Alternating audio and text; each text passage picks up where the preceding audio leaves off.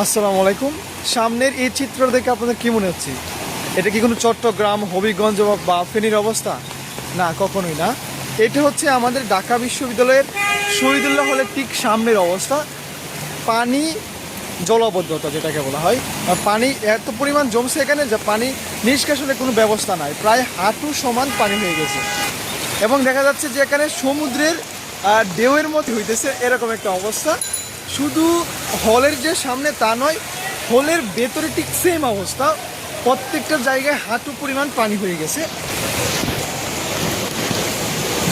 একটা ঢাকা বিশ্ববিদ্যালয় একটা হলের মধ্যে একটু বৃষ্টি হলেই পানি হয়ে যায়। পানি নিষ্কাশনের ব্যবস্থা এতটাই খারাপ যে হাঁটু সমান পানি হয়ে যায়।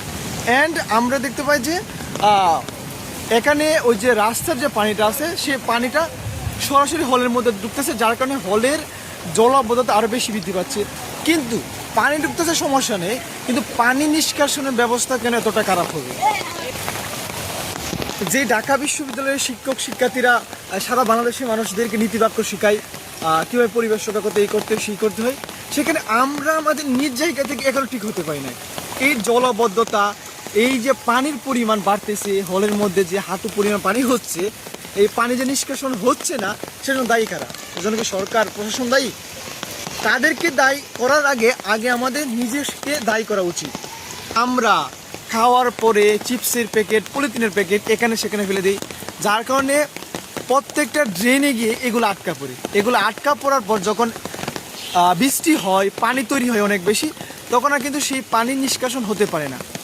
এই যে একটা হলের মধ্যে এই যে পানির এই অবস্থা, পানি নিষ্কাশন এত খারাপ, স্টুডেন্টরা বের হতে পারতেছে না রুম থেকে, তারা টিউশনে যেতে পারতেছে না, বা অন্যান্য যে কাজ করা প্রয়োজন ছিল সেই কাজগুলো করতে পারতেছে না।